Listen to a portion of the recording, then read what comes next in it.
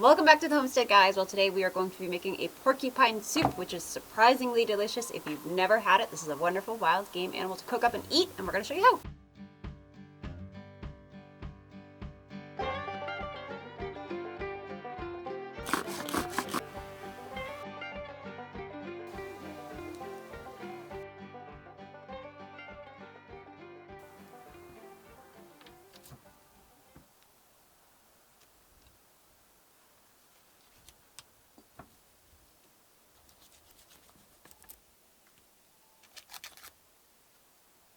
Okay, I'm going to throw this whole thing in the pot.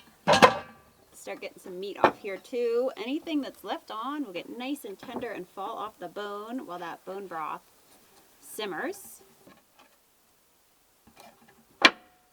Okay, these are pretty well and picked. I'm going to throw these in the pot too.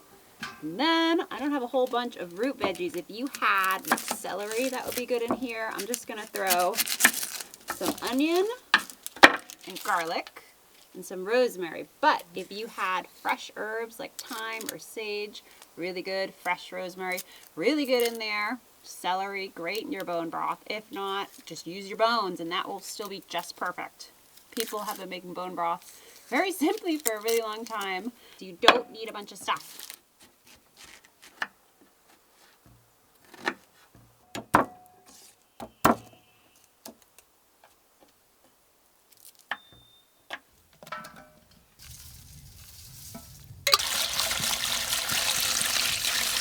Alright, now that that is nice and covered with water, I'm going to put the heat on. And I just like to simmer my bone broth for a few hours, at least like 3 to 4 to 6.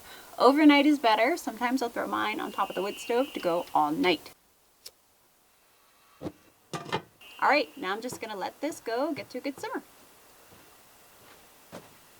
Alright, so we are going to make a super simple sourdough loaf to go with our porcupine soup. My sourdough recipe is very basic. It's really easy. It comes together in one day and there's no kneading at all. And it all starts with a very active sourdough starter. I got my starter here. I fed it like last night, maybe around 8 or so. It's about 8 in the morning. Now it's ready to bake with. You know your starter is ready to bake with because it will have bubbles all over the place and it will cling to the jar when you tip the jar. So I'm going to start with a good cup of starter. And then to my nice cup of active starter, I'm going to add about 2 cups of water. It doesn't have to be particularly warm water. I actually used creek water, so it's pretty cold. Mix it really good. You want all that starter and water really well incorporated. It's going to give you a better loaf. Then once that water and starter is all mixed together nicely, I'm going to add about maybe a tablespoon of salt. Just mix that in too. Then once that is all mixed together, I'm just going to throw about 4 cups of all-purpose flour in here and just stir it until a shaggy dough forms. And that is it for the first step of this loaf.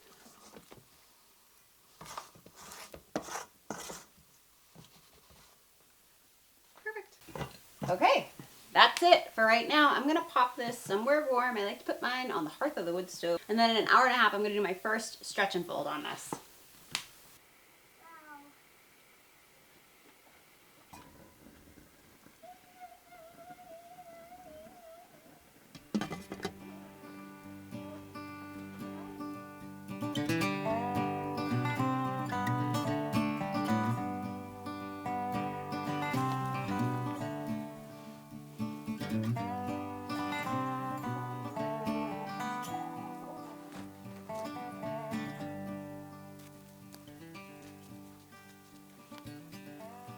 Okay, we're going to do our first stretch and fold. It's been about an hour and a half. All I do for stretch and folds is I lightly wet my hands with a little water.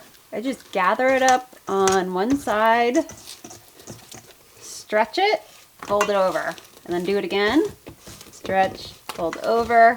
Okay, so I'm going to wait another half hour and then I will do another stretch and fold and then wait another half hour and do another one.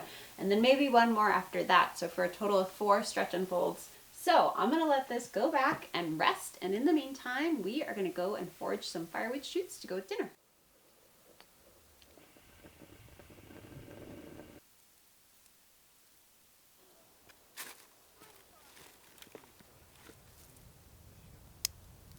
Here is a nice little patch of fireweed. We love to eat these in the spring. They're a great wild edible. They're really good just sauteed or put in stir fries or omelets or soups like we're gonna do today. They have vitamin C and minerals in them, and then this grows into a beautiful pink flower that we like to make jellies and infuse vinegar out of. It's almost like a wild asparagus.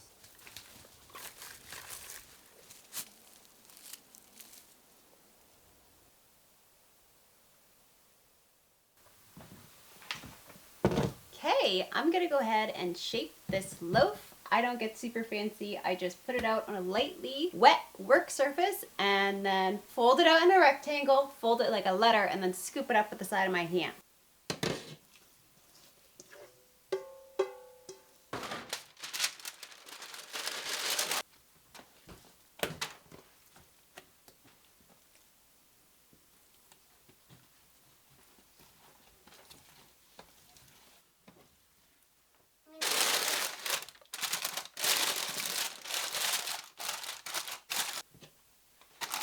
Okay, that is gonna go rest for about an hour, and then I'm gonna start preheating my oven to 450 with the Dutch oven in it to get nice and hot, and then I'll be ready to bake some bread. In the meantime, I'm gonna go check on our soup. I think start straining it and then throwing my stuff back in. Okay, this is done. It smells delicious. I am gonna go ahead, take this inside, strain it out, and then get started on our soup.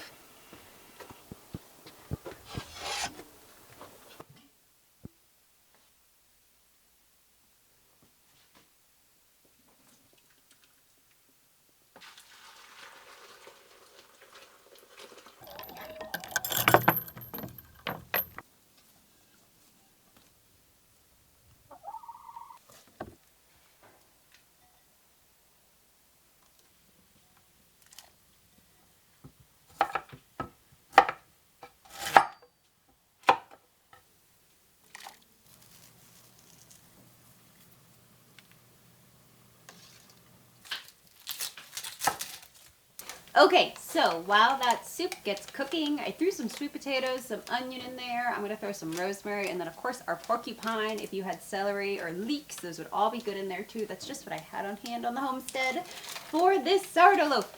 My oven is nice and preheated. I am gonna dust this with flour and then score it and throw it in there. 20 minutes with the lid on and 20 minutes with the lid off.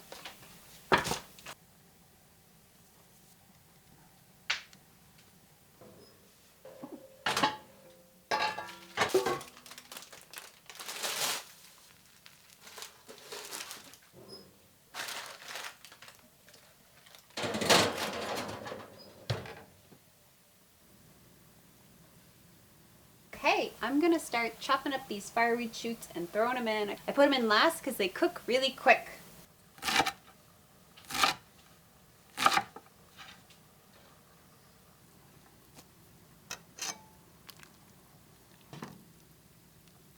These are gonna be really good in the soup. If you have dandelion or nettle greens, they're great in here too. We are still too early for those, so we're still waiting on our dandelions, still waiting on our nettles and our mushrooms, hopefully by the end of this month.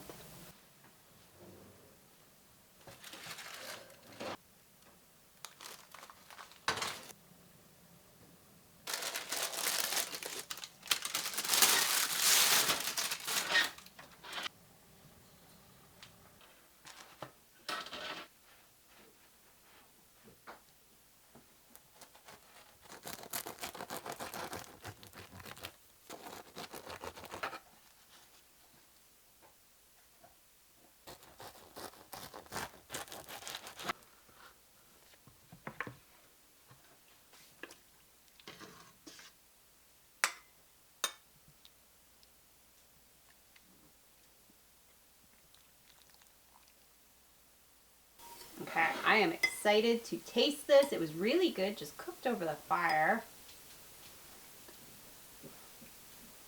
That is like better than beef stew, I think.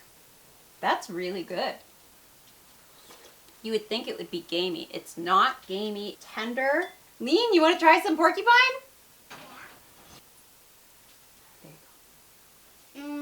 Yummy. I figured this would be good cooked all day, you know, because it's a little tough.